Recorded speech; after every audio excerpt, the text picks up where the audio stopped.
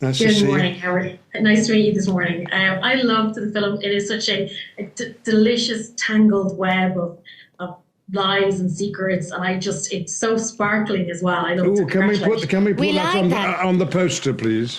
Thank That's you. a wonderful Please review. do. Isn't it? That's very good. Thank you. Yeah. I'm going to go to you first, Ian, because he's such a devilish character. Clearly so much fun to play with the things that he says, but also he's a man who is making bad decisions out of fear. So I'm just wondering what it's like playing this character who has these two very different sides to him, the public man and then this man who is struggling. Well, it was the nature of being gay in the 1930s in the United Kingdom that you kept quiet about it. Because if people knew, you might be imprisoned because you were criminalised for your sexuality. That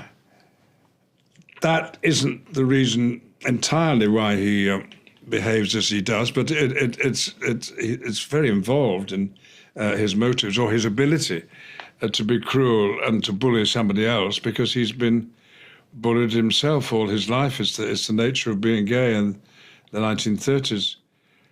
With the fascists on the street and all not looking good throughout Europe. It's out of those rather melodramatic times that Patrick Marber's fashioned this story and this relationship. But I think that was the part of the character that was most interesting to me, rather than the fact that he was a critic. But there we go. Gemma, for you, Nina she's a starlet. She has these dreams and hopes. She's also a very vulnerable woman who has a lot of layers going on. So can you talk to me a little bit about, again, playing her and those different layers that she has? Yeah, and, she is incredibly insecure. And I think she's definitely has some mental... she's not well mentally. I think, as the film progresses, we learn that she has tried to kill herself before. And so she's somebody that struggles, I think, with life. And acting is her outlet and a way of her to express herself and feel included and loved. And she loves the world of the theatre. And yet she's always looking for this approval from one critic in particular, Jimmy Erskine. He is her. She idolizes him, and I think if she got a good review from him, it would be like winning an Oscar for her. It's the be all and end all, and it. But yes, she's definitely not. We see as the film progresses, she's this sort of person. She definitely has a drinking problem as well, and she turns up on his doorstep uninvited on multiple occasions. So she was fun to play in that respect because there's something a little bit extreme about her. She's even the fact that she confronts a critic, only crazy people would do that, surely. Yeah. But no, but the great thing about Patrick Marber's script was that it allowed, even in short, quick moments, we get snapshots into why these people behave the way they do. All of the characters, Mark Strong's character as well, we get an idea of why he does. He has a sick wife and, he's unsatisfied, unfulfilled. So we were really lucky. Patrick Marber knows this world inside out as well. He started in theatre, so he knows what actors are like and critics and directors and all of that. So we were very lucky. That moment when Nina does challenge Jimmy, that initial time, that conversation is so funny, so sparky.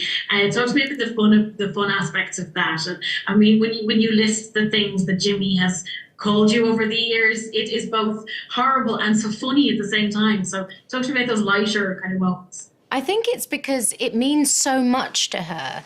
The things that he said are so preposterous. But the intention being, how could you have said this? To me, that's what makes it funny. And then obviously, he has one line where, are you retiring? It's just, he has these one-liners that are so fantastic. But he's a star, you see, and is allowed to get away with it. and has a very indulgent boss at the newspaper who has known Jimmy since he was a lad and allows him to get away with writing and behaving in a way that is not appropriate. It's when the old man dies and his son, who's got a more genteel personality, comes on the scene, that he reads Jimmy's reviews and thinks that they are willfully unpleasant. Not careless at all, but deliberate. And there is something about Jimmy which is just simply not nice.